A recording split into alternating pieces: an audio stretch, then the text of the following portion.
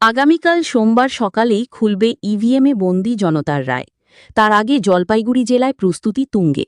কড়া নিরাপত্তা বলয়ে মুড়ে ফেলা হয়েছে 2 গণনা কেন্দ্রকে।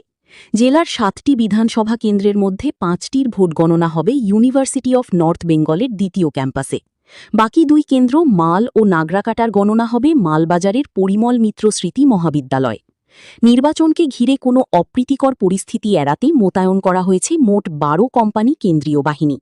জলপাইগুড়ির মূল গণনা কেন্দ্রে থাকবে 2 কোম্পানি আধা সামরিক বাহিনী, মালবাজারেও থাকছে কেন্দ্রীয় বাহিনীর বিশেষ নিরাপত্তা ব্যবস্থা।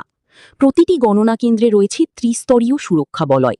বাইরে থাকবে রাজ্য পুলিশ আর ভেতরে থাকবে কেন্দ্রীয় বাহিনীর কড়া নজরদারি। পুরো চত্বর জুড়ে বসানো হয়েছে সিসিটিভি ক্যামেরা। গণনার সূচি অনুযায়ী সকাল 8টা থেকে শুরু হবে গণনা। ডাবগ্রাম, ফুলবাড়ি, রাজগঞ্জ, জলপাইগুড়ি সদর, ময়নাগুড়ি ও ধূপগুড়ি এই 5টি কেন্দ্রের গণনা হবে উত্তরবঙ্গ বিশ্ববিদ্যালয়ের দ্বিতীয় ক্যাম্পাসে। অন্যদিকে মাল ও নাগরাকাটা কেন্দ্রের ফল নির্ধারণ হবে মালবাজারের গণনা কেন্দ্রে।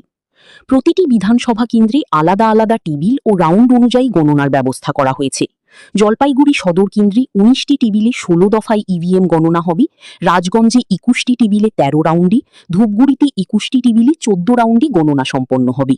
অন্য কেন্দ্রগুলিতেও গড়ে 16 থেকে 17 রাউন্ডে গণনা শেষ হওয়ার সম্ভাবনা রয়েছে।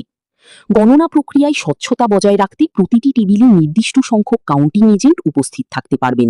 পোস্টাল ব্যালট, ইভিএম এবং স্ক্রুটিনি প্রতিটি ধাপে আলাদা করে এজেন্টের অনুমতি রয়েছে। এছাড়াও প্রার্থী ও তাদের নির্বাচনী এজেন্টরা সমস্ত গণনা কক্ষে উপস্থিত থাকতে পারবেন। গণনাকে কেন্দ্র করে রাজনৈতিক দলগুলির তৎপরতাও চোখে পড়ছে। বিভিন্ন দলের পক্ষ থেকে গণনা কেন্দ্রের বাইরে নির্দিষ্ট দূরত্বে ক্যাম্প তৈরি করা হয়েছে। নির্বাচন কমিশনের নির্দেশ অনুযায়ী গণনা কেন্দ্রের 100 মিটারের মধ্যে কোনো দলের শিবির রাখা যাবে না। তবুও স্ট্রং রুমের নিরাপত্তা ঘিরে নজরদারি চালাচ্ছে সব পক্ষই। প্রশাসনের তরফে জানানো হয়েছে, গোটা প্রক্রিয়াকে সুষ্ঠু ও শান্তিপূর্ণভাবে সম্পন্ন করতে সব রকম প্রস্তুতি নেওয়া হয়েছে।